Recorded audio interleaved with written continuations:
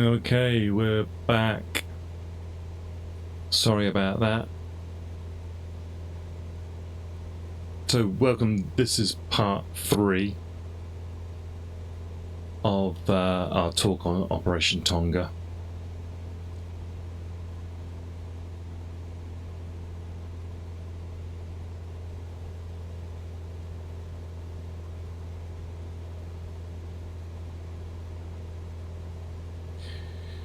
So let's just do a bit of admin here so that people know what's going on. I'm just going to pause the flight simulator for now. So this is part 3. We're talking Operation Tonga.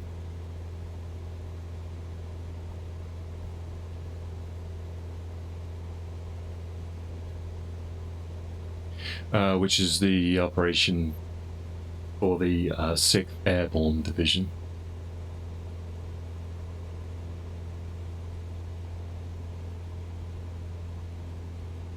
And we are looking at a place called Lechdale in Gloucestershire in England. And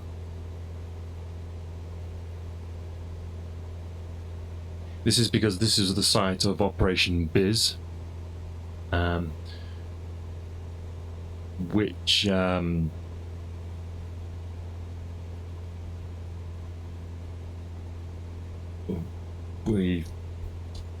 was the initial sort of practice run for D-Day in 1944.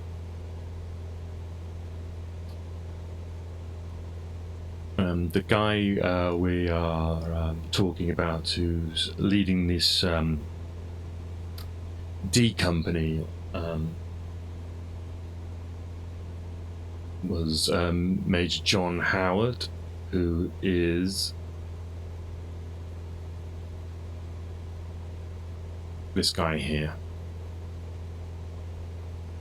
So let's just try and find this place, and then we can talk about it.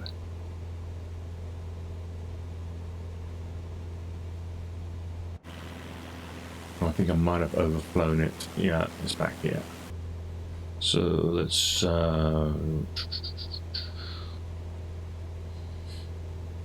spin this around.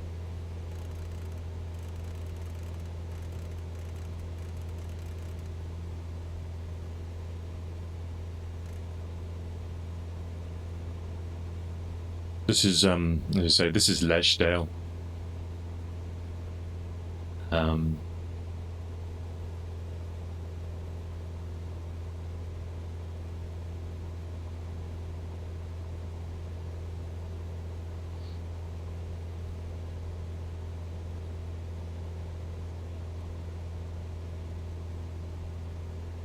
So,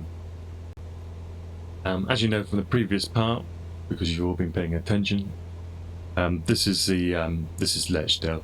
So this is where Operation Biz occurred. Let me just jump out here.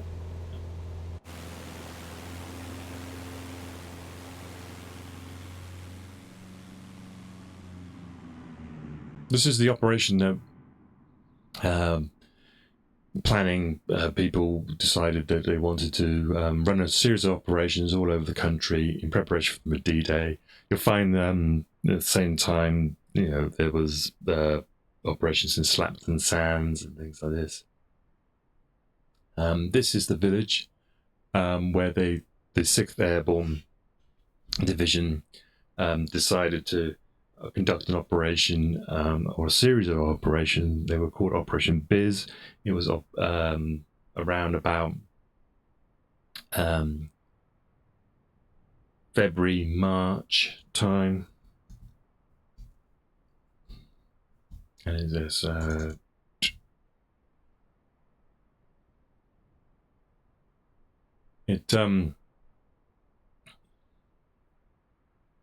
they conducted this. They had the Polish paratroop brigade defending. But what you do notice about this area now, I believe it's this particular Lechdale. There is another Lechdale up here.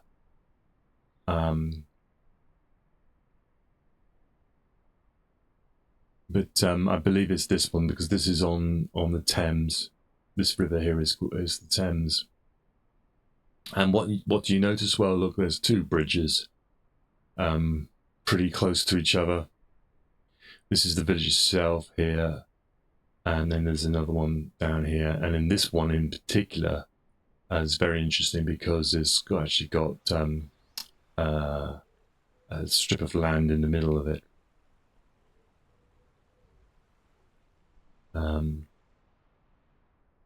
They didn't do glider landings here. It was more of a sort of a back of a truck. You're dropped off at where they believe you've landed, and you go from there.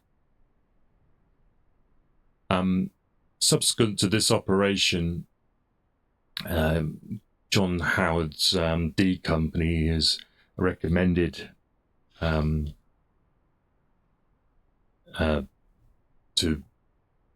basically be the unit that will do a special operation on D-Day, which is what we'll get to in a minute. Subsequent to this operation, there's another series of them called Operation Mush. And they discover in this operation a number of... they learn a few things. The major one was that they actually ended up shooting at each other in the dark. And so a lot of their...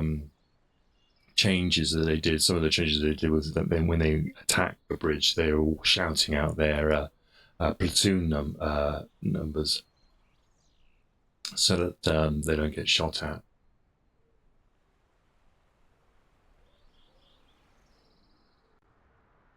Okay, so this is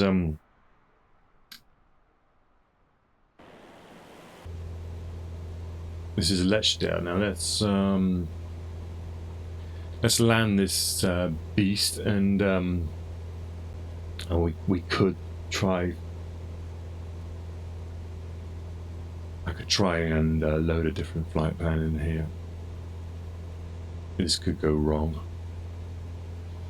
Oh no! I mean, it will go wrong. What am I talking about? I'm not sure this thing works like it's supposed to. Let's I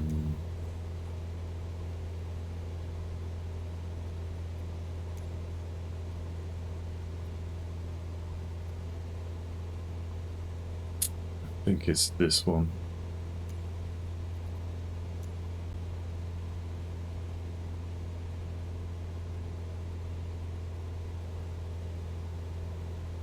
Yeah, this isn't looking good. What I might do is I'll let's just start this new flight.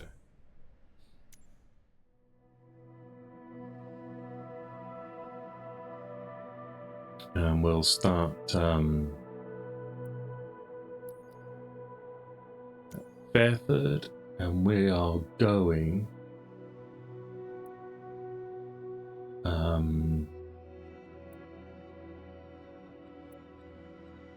let's go to Boscombe Down. And what we want to do is we're going to go via a little farmhouse here and this set of buildings here.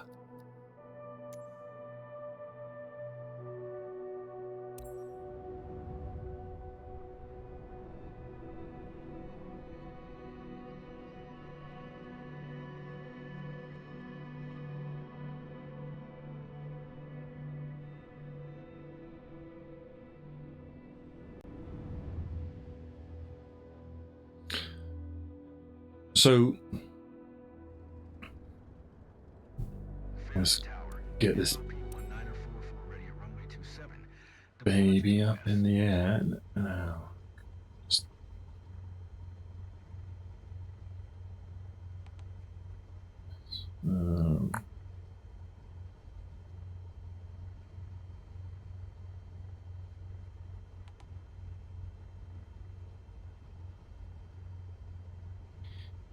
I think about 2,000 feet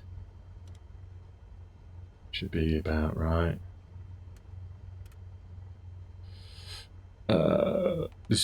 Just getting this all set up before we take off makes it a little bit easier. Okay.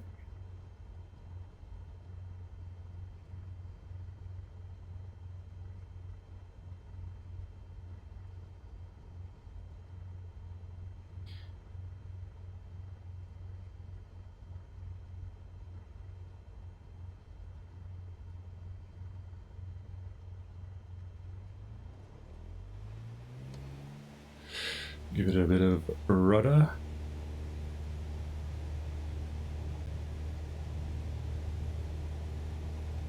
Airspeed is active.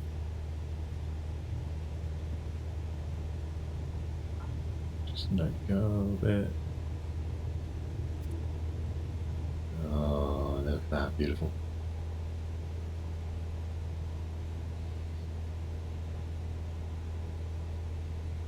Bring up the flaps.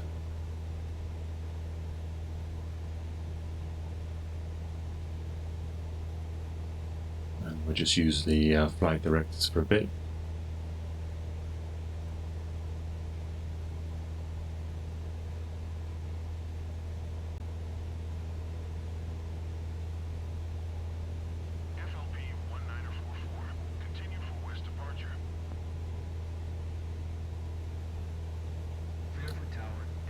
So yeah, so Operation Mush has occurred. They're not at this moment aware of what they're doing, but what they do know is this is going to be a pretty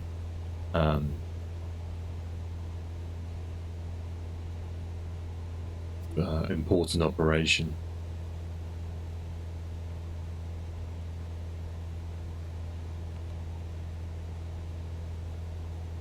Just make sure this captures my slope, which I think it has. Okay, everything's looking pretty good. I just want to make sure I wanted this for a bit.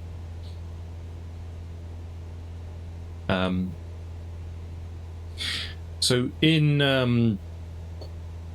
May 1944,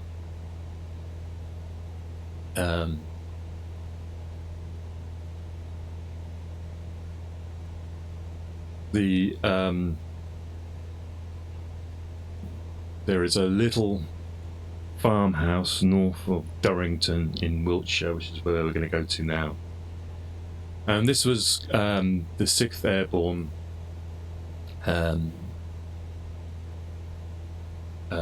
Division's headquarters at a place called Brigmerston House. It's where they collected all the information they can surrounding the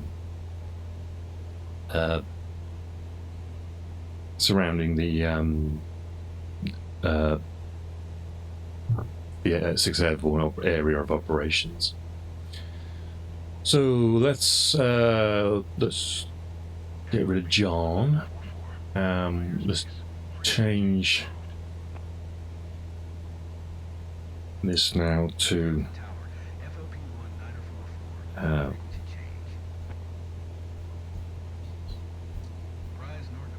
this is Brigmerston House, and we're talking now getting towards May time 1944.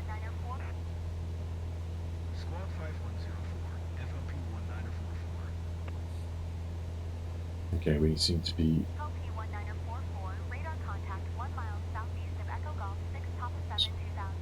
pull back on this.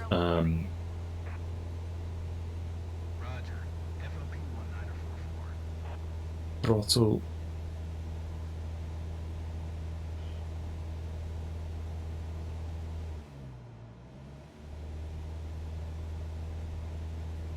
Bring back the mixture a bit. So he, this place, Brigmerston House, is was known. It was codenamed Broadmoor, and if anybody is familiar from the UK, Broadmoor is an actual mental health hospital. It's actually in Berkshire, so psychiatric hospital in Berkshire. But they codenamed this place Broadmoor, and it's it's kind of a brilliant way of confusing people, and it still does today, because people talk about the wrong place when they're talking about this. It was known to the soldiers as the madhouse, for those reasons, and this is where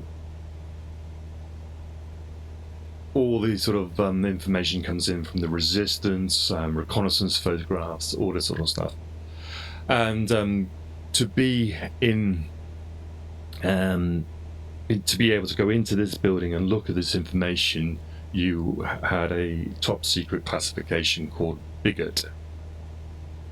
So it meant that for those officers who were cleared were known as bigoted. So again, another clever layer of secretive. So if someone's down the local pub and says, "Oh God, yeah, John Howard is bigoted," to the casual passerby, it sends a bit of confusion out there. But Howard becomes bigoted, so he's basically told, he's given his orders, which we discussed in the last part, but I thought I'd just read those out again. And basically Howard can come here all the time and look at these map tables. They build a model. I think you can still see the model. I can't remember quite where it is now. It might not be at this house anymore, but and it's down to the finest detail. They believe that if a window is broken in a building, say in Benouville, this model would have that window broken within hours of it being notified. And so it's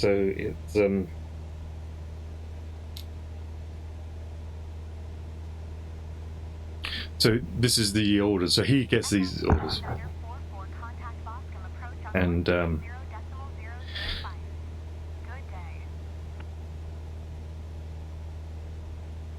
I thought I'd just maybe read them all out. So this is what they believe. This is the information that Howard gets. The enemy.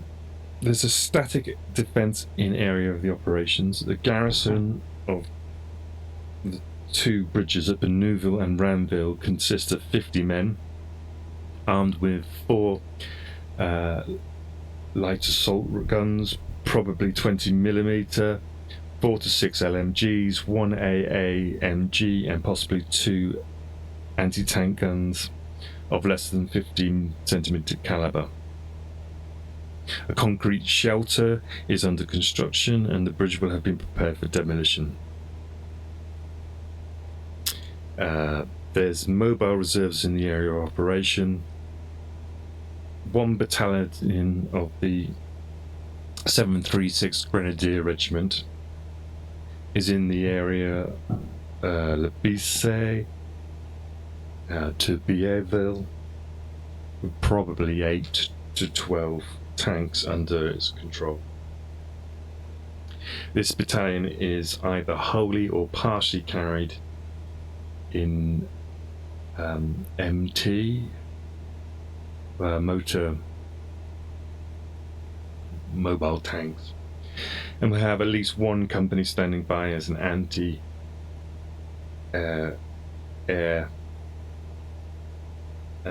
patrol brigade.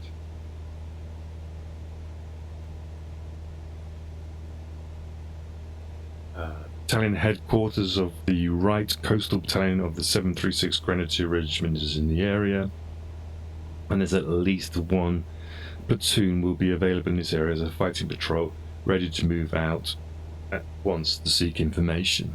So the level of detail these guys know before they go in is pretty cool. They're told about the state of alertness, the large-scale preparations necessary for the invasion of the continent, the suitability of moon and tide will combine to produce a high state of alertness in the German defence. The British garrison may be standing to, and charges will have been laid in the demolition chambers.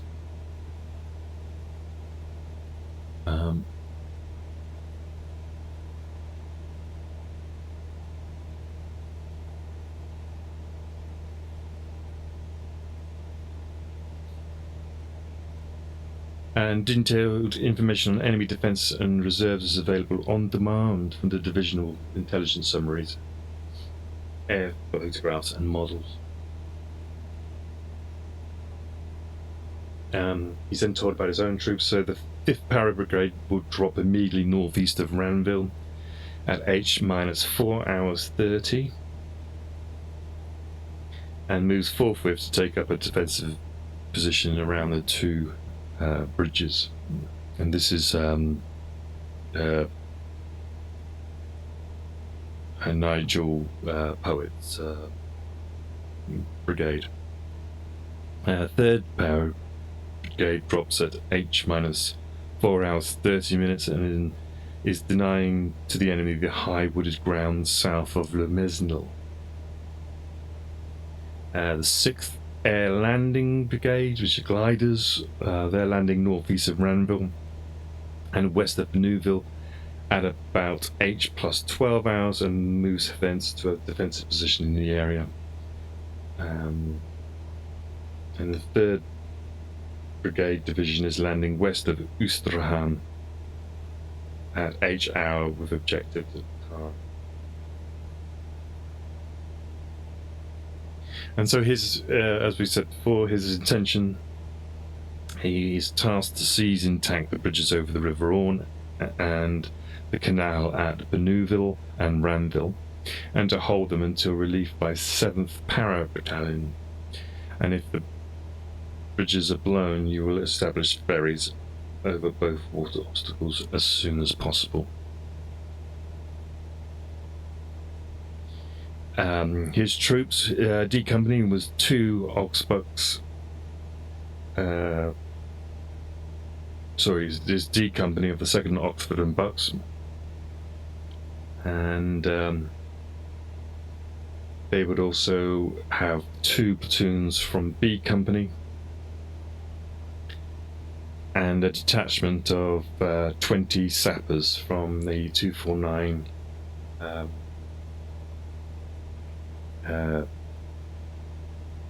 Airborne Company, and a detachment of obviously of 1 wing of the glider parachute regiment.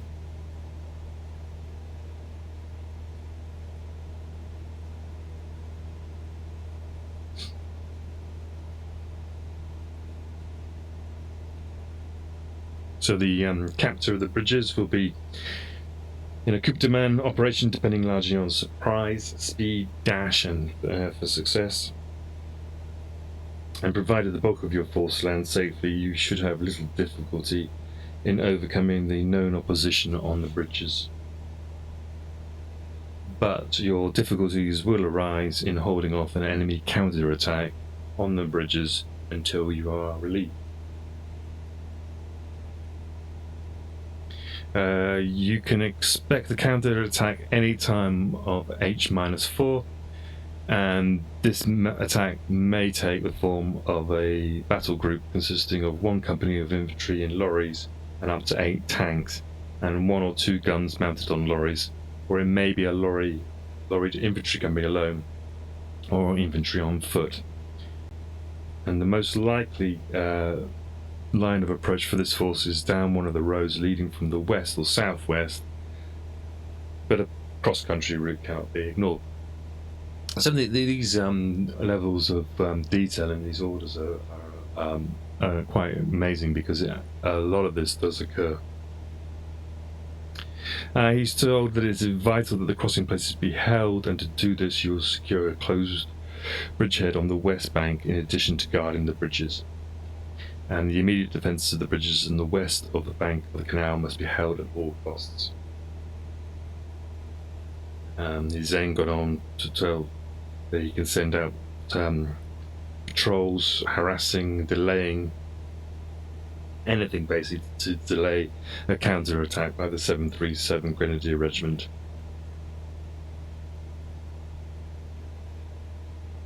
So 1/3 is in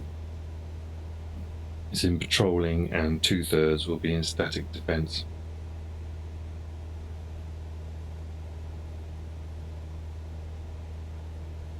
And they estimate the relief will not be completed until H-3 hours, i.e. 2 hours after your first landing, and then they would expect 1 company of 7th Para Battalion to come to their assistance.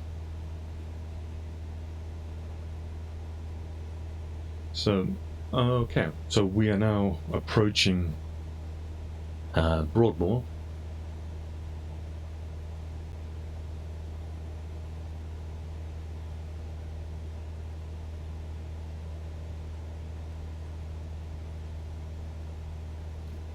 Just pop outside.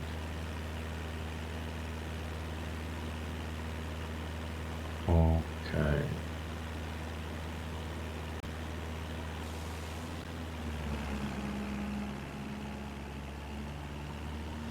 So this is the town of Durrington in North Wiltshire, and I believe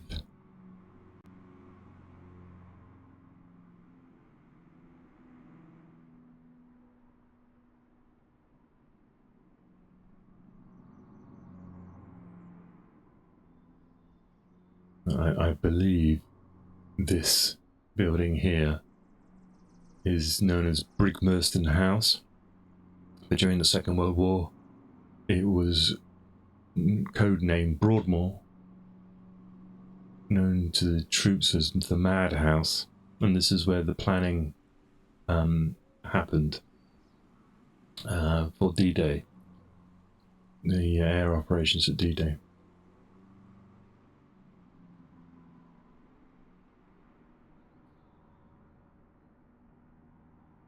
So this is Durrington, and the other place I wanted to show was over here.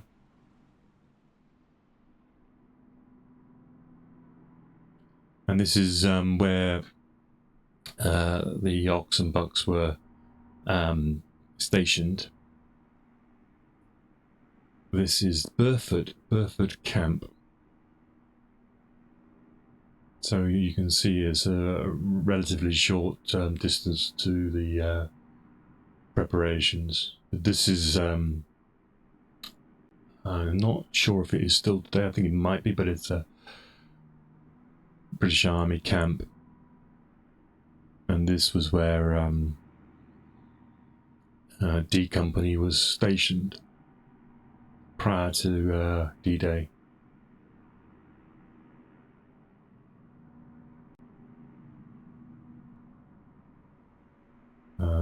So let's just change.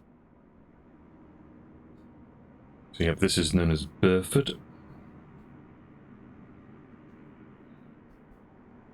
Camp. We're talking about May 1944.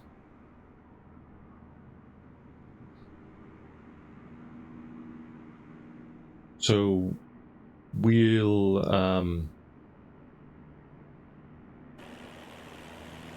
this is where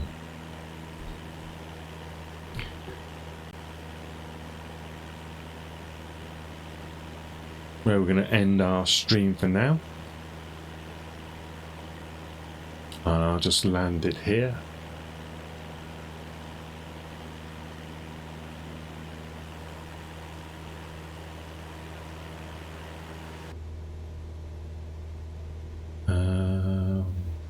Probably want to come in on this westerly. Right, so let's tick off the autopilot.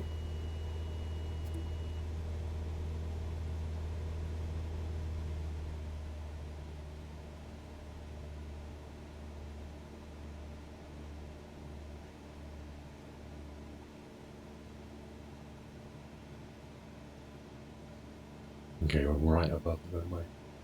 So let's head this way. And we'll circle back. Just slow it down a bit.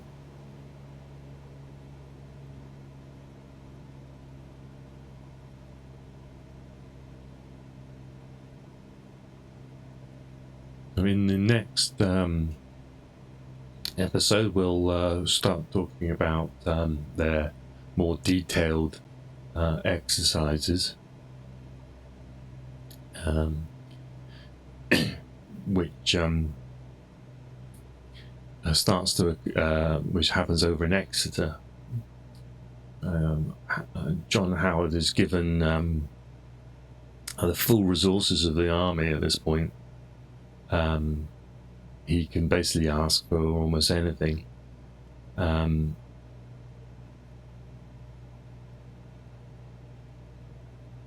So he asks the planners to find himself a location, which is very similar to the setup with the bridges in Normandy, and they pick these bridges over in Exeter. So on the next stream, we'll head over that way. Okay, let's bring this back a bit, a little bit high.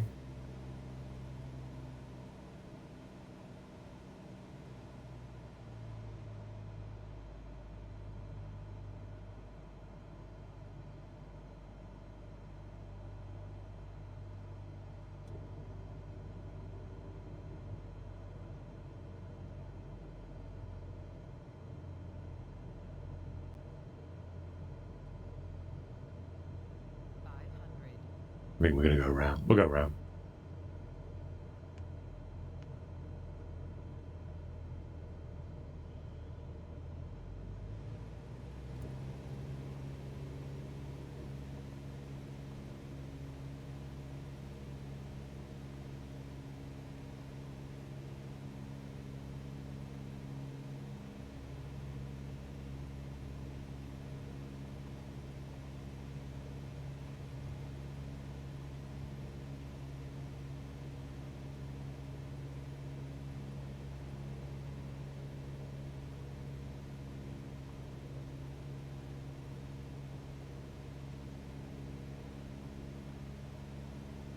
Whoa, not concentrate.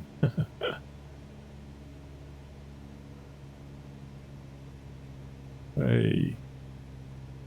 Sorry, I'm trying to read something here.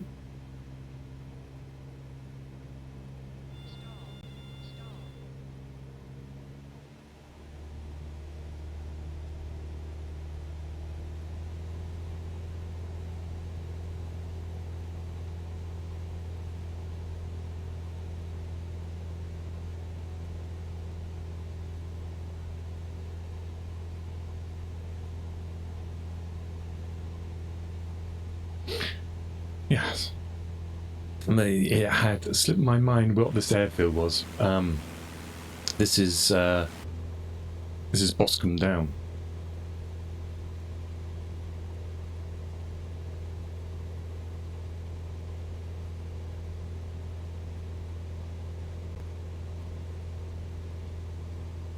Boscombe Tower, FLP 19441 miles northwest 1300 to land.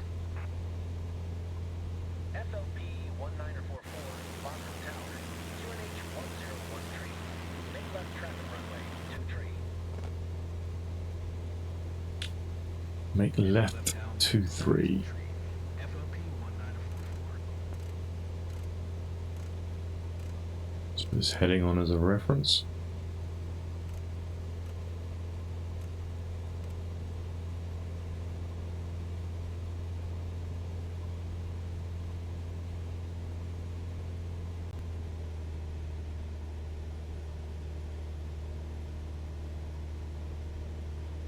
I'm just going to take this flight director off.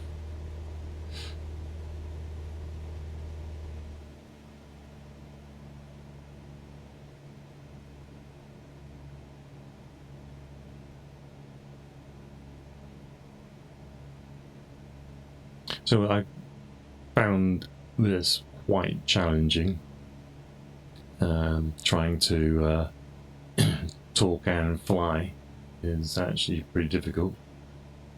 Hopefully I can get a little bit better at it.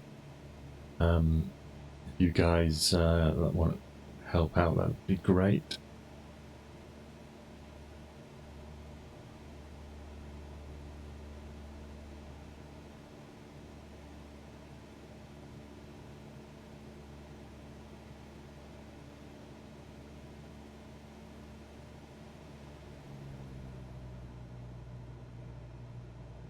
So we can reduce the speed here.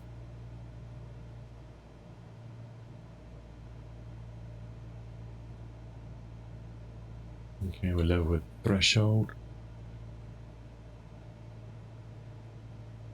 FLP 19444, wind 270 at 4, cleared to land runway 23. Clear to land, runway 23. Runway 23. FLP 19444.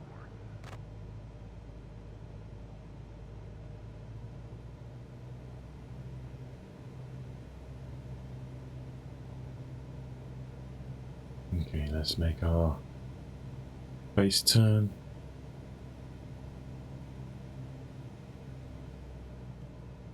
Probably way too high. Just grab some more flap.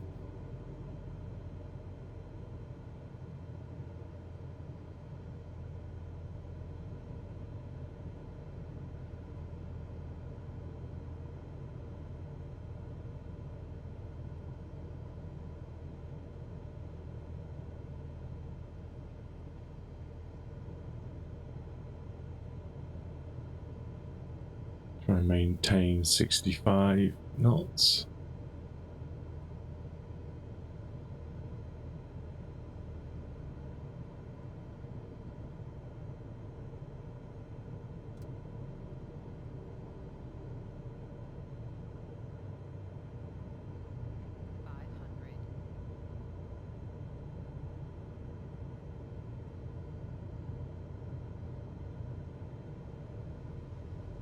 And we're going to aim at the numbers and use the throttle. A little bit low, a bit more throttle.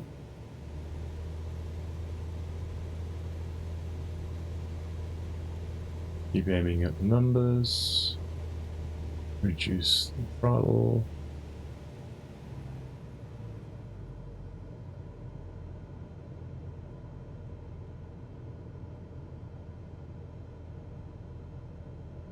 Okay, coming over the threshold.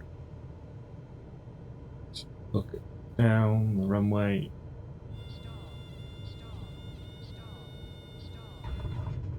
That'll do. That'll do, monkey. Okay, so thanks for watching. I hope you found that interesting, and then next time we'll be off to Exeter to check out their practice runs there, and then it'll be on to do the actual mission of Operation Tonga. Thanks for watching.